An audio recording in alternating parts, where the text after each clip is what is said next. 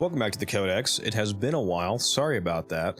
We have Caliban Prime out here now though, so I wanted to go ahead and showcase a Caliban build because I never actually showed a build after the original Caliban rework that we got somewhat recently. Along with I have not showed a Razor Mortar build, so I figured now with the Prime coming out is the time to do so. So let's hop into, of course, the best Caliban build you've ever seen. Starting off with the Archon Shards, I like to start off the mission with max energy, so I'm running 5 max energy filled on spawn. This is, of course, the best use case of your shards you can possibly have. Going into the build here, first let's go over the arcanes. Go ahead and we're going to run Arcane Nullifier and Arcane Resistance to make ourselves immune to both magnetic and toxin status. Pairing this with Warm Coat for that 12% massive shield resistance to environmental ice hazards. This makes us like basically completely elementally immune. So incredibly stunning defenses there. Pair that with adaptation and our wonderful health tanking, because of course that's what Caliban wants mods here with Umbral Vitality, Umbral Fiber. Absolutely amazing armor and health values right there. Incredible. We're pairing that with Hunter Adrenaline because of course when we take that health damage, when we get that energy back. So very good. We don't want to run out of energy, so we got Fleeting Expertise on. Don't mind the 40% duration. That's not going to be relevant at all. We do want a little bit of range, so of course we're running Cunning Drift, because going from 100 to that 115, I mean, that's a beneficial increase right there. Mobilize is going to give us that nice 20% parkour velocity. And of course, Shepherd here, that 300 health and 180 armor is going to massively boost our minions. So that's going to be really great. Now going over the abilities here, Razor Gyre, this is basically just for movement, does nothing else useful. There's no relevant augment for that, so ignore that. Sentient Wrath, it only has 4 seconds, but if you can't kill an enemy in 4 seconds, I mean, what are you doing? Come on. And then a Fusion Strike, yeah, we'll just never use this. So that's pretty much the build. Have a good one, guys. All right, okay, all jokes aside, let's get into the actual build here now. So the actual Archon Shards that we're going to run, at least for build number 1, because I actually have 2 different builds for you. The first build that we're going to go over is the full strength, just giga numbers build, and then the second build is going to be a very comfy, insanely tanky build that still does plenty of damage for most normal level of content. So for the first build here, we're rocking 4 ability strength shards and 1 casting speed shard. And I will admit up front, the setup that you're about to see is going to be basically the Caliban build that you've seen in probably every other video that you've watched for Caliban build. It's going to be the classic huge range, huge strength, double strength arcane setup with Nourish replacing either the 2 or the 4. One of the only things that you're really going to see change about this build from video to video between different creators, honestly, is going to be whether or not they choose to replace either the second ability, which is Sentient Wrath, or the 4th ability, Fusion Strike, for Nourish. The main reason why Nourish is such a upfront obvious choice in this Caliban setup is 1, the energy multiplier keeps you completely easily topped up on your energy. One of the things that it does, for example, is multiply the 2 energy a second income from Archon Stretch, now that Archon Stretch finally works on Caliban, because one of the things that Caliban Prime came with is the fixed Archon Stretch, to where the electric procs from Razor Mortar actually finally counts now as a electric ability, as it should have from the beginning, and Archon Stretch actually gives you that 2 energy a second regen. That'll be multiplied by Nourish, along with your regular orb pickups and whatnot, so this gives you basically infinite energy. And the viral buff should apply to the minions. I'm fairly certain that it applies to the lethal progeny Ortholist. Speaking of Ortholists, the Ortholists are going to be the only companion that you use, because you have to use them if you're using the Razor Mortar augment, and this is one of those annoying augments where it's such a good augment that it's basically mandatory. Not running this on Caliban is essentially insane because it's so clearly the best way to run Caliban. This makes the Ortholist do so much damage because it gives them 70% electricity damage and fire rate for 6 seconds. That 70% scales with strength, and that duration scales with duration. So if I look at my Razor Gyre here, before we have Molt Augmented and Kamisato stacked up, this is already at 208% damage and 208% fire rate. And again, that's before the extra 120% strength that we get from both Augmented and Kamisato. Once these are both stacked up, this build is over 400 strength, thanks to the mods plus the shards and then the conditionality of these arcanes here. Another huge damage increase is Summoner's Wrath. Now, everybody recommends running Summoner's Wrath because it gives you 75% companion and summon damage. What a lot of people don't specifically point out about how amazing it actually is that this 75% companion and summon damage is actually coded as a Bane multiplier, like Roar is, for example, or like the Bane mods. So this is actually way more than 75% damage, since the majority of this build's damage is coming from the electricity damage and the electricity procs from Razor Mortar. Since Dot's double dip Bane multipliers, this 75% applies twice. So it's your damage times 1.75 times 1.75 again for those electric dots, which ends up being a 200%-ish damage increase instead of 75%. So this aura mod triples the damage of the electricity procs that you get from Razor Mortar. So you need to run this. This literally triples your damage. It's insane. And again, the rest of the build is essentially just a ton of range and a ton of strength. A ton of strength, obviously, to scale up the augment, along with the nourish multiplier, and then a ton of range so that the first ability to trigger the augment actually hits a ton of people. The extra range is also nice for both Fusion Strike or Sentient Wrath. Again, you can pick either one. They're both very potent. Sentient Wrath, which I currently have replaced, is a nice hard crowd control effect along with a damage vulnerability multiplier. And Fusion Strike is a lingering armor and shield strip. So they're both super good. They both benefit from having this high range. They both benefit from the high strength. It doesn't really matter which you pick. It's basically up to taste. I think most people are actually keeping Sentient Wrath. I kind of like Fusion Strike. Again, totally up to you. And let's go ahead and hop into a mission here and showcase how good this is. I think it's enough yapping for now. All right, here we are starting up a, per usual, Conjunction Survival. Make sure you go ahead and drop down your Ortho list. Go ahead and pop Nourish. Make sure you pop Nourish after you summon them. That way it hits them as well.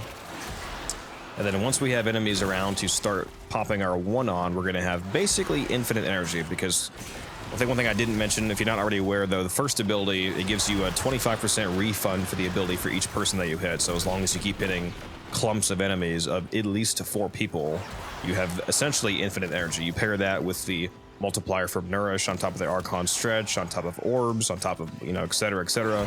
It is basically impossible to run out of energy on any mission that has decent density.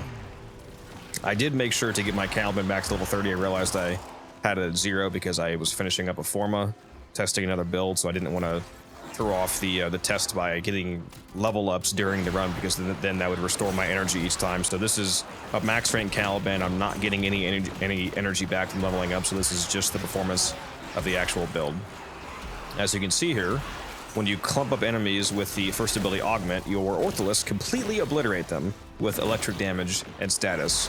And this scales to extremely high levels, especially when you pair that with the fact that whether you're replacing the second ability or the fourth ability, either way, both of those abilities are damage increases. Since I kept the fourth, for example, I could pop this Armor Strip, which is effectively a 10x damage multiplier, because if you're on Steel Path where enemies basically have the armor cap of 2700 right away, that's 90% damage reduction, and removing a 90% damage reduction is the equivalent of multiplying your damage by 10x.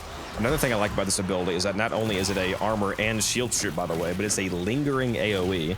Enemies that come into the area that you've hit with the fourth after you already casted are still being stripped. So if you're doing a survival, for example, where you're camping in kind of the same room continuously, you don't even have to spam this to get the benefit of continuously stripping most of the enemies that you're going to kill. So it's a very convenient way of massively multiplying your damage effectively. But even if you don't do that, you don't even need the armor strip or the vulnerability to kill enemies of regular levels. As you can see, I mean, they just get destroyed. One of the reasons why the electricity damage from this augment is so powerful is that you're ragdolling enemies with the first ability. And the enemies that are ragdolled take dramatically more damage from electric procs, because for some reason, the game is coded to where typically electric procs only hit an enemy once, but ragdolled enemies, it activates all of their hitboxes. So instead of being hit by an electric dot once, it can hit up to all of their hitboxes, like their head, both of their arms, both of their legs, their chest, for example. So you can do like 6-7 times as much damage with a electric proc as you usually would, thanks to all of the multi-hitbox hitting. So that's why the damage you see here is so fucking absolutely absurd. Yeah, you just keep spinning to winning, basically. It's not exactly the most thrilling build. And like I said, this is essentially the build that you see everybody doing, but there's a reason for that. It's by far the most performant build. It's incredible how good it is. If you want a Caliban that scales really far, has really good defenses, does really good damage, has infinite energy, this build is pretty much what you run. There's not a whole lot of variation. You want a lot of strength, you want a lot of range. However, I do have one build variation that only changes 2 things. It changes the helmet and it changes an arcane. But if you want a super comfortable Caliban that still does plenty of damage and has even better defenses, let's hop over to build number 2 here. I lied. We actually changed 3 things because we're also changing 2 of the Archon shards on this more defensive version of the build. We're going to swap out 2 of the Strength shards for 2 Tau Forged Violet Archon shards for the Equilibrium effect. So by running 2 of these, we have 60% health to energy conversion. And then when we go look at the build here, the ability that we change is that instead of Nourish, we're running Omamori. I also opted to replace the 4th ability instead of the 2nd. That way we can get some, slightly different Sentient Wrath gameplay to toss things up a little bit. And we also dropped one of the Strength Arcanes, which is kind of up to you whether you want to drop Augmented or Kamisato. Kind of depends partially on longer versus shorter missions. For example, Kamisato stacks faster than Augmented, so that's a consideration. Up to you which to replace, but the arcane that we put on instead is Arcane Aegis. This gives us basically 12 seconds of invincibility because it gives you infinite shield regen for 12 seconds. So whenever this goes off, of course, you are completely passively immortal. Pair that with, again, the effectively 50% DR from Omamori. And just to point out, yes, I know that Omamori is not actually DR, it's evasion, but when you are doing EHP math, 50% evasion is the same thing as 50% DR, basically. But yeah, this is also able to heal you either into health. It gives you health if you're not at max health, and if you are at max health, it actually gives you shields back. So this just further feeds into keeping you having your shields topped up. So very synergistic on the Caliban setup. Makes you very passively tanky. Let's go ahead and hop into some gameplay here. Again, it's going to look very similar because nothing changes about the mods here. It's basically the exact same performance, roughly. You're just much more passively tanky. All right, here we are on the mission.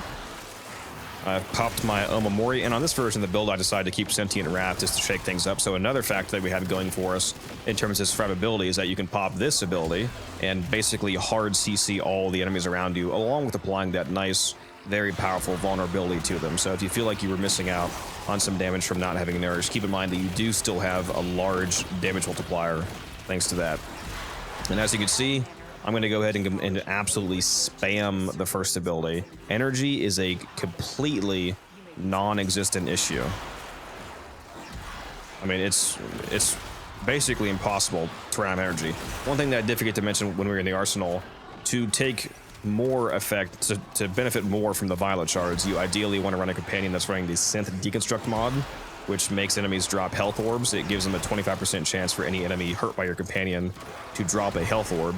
That will give you a lot more health orbs to benefit from the Equilibrium effect. But even if you're not running that, all Exodus enemies drop 2 guaranteed health orbs, and that alone will give you quite a bit of regen, on top of, just the regular energy orbs you pick up and whatnot.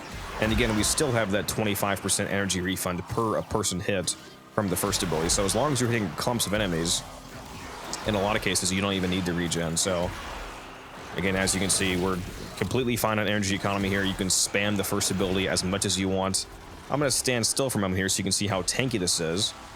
So our shields are tankier thanks to Omamori. That's effectively doubling how strong our shields are. We also have Aegis. You can see Aegis is going off right now. And the only reason I was able to go down is because I literally stood still to try and showcase.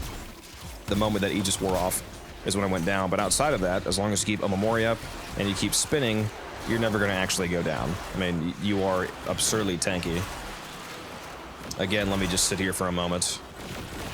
I'm actually not sure what I just got overguard from, but that's okay. Just going to sit here, let them hit me. If they finally decide to, that is. And again, we can see our shields are just, they're so tanky, it's insane. At regular enemy levels, like, what most of the community is actually playing at, you're going to find it very hard to die unless you literally go AFK. So this is the comfier version of the Caliban build. You guys can use either one. If you want to go full strength, full power, absolute max damage, you can do the first version of the build. If you prefer this, maybe you don't have to play quite as actively, but you still won't die very fast, you can perhaps utilize this build. If you guys have any other ideas for other helmets or other variations of the build, let me know. Like I said, I'm always curious in your guys' builds and ideas and whatnot. Let me know down in the comments below. Maybe we'll try something else for Caliban. Maybe we'll go really crazy and do a non-augment build. Probably not, because the augment's insane. Anyways, hopefully you guys found it useful. Hopefully you found it educational. And I will see you in the next one.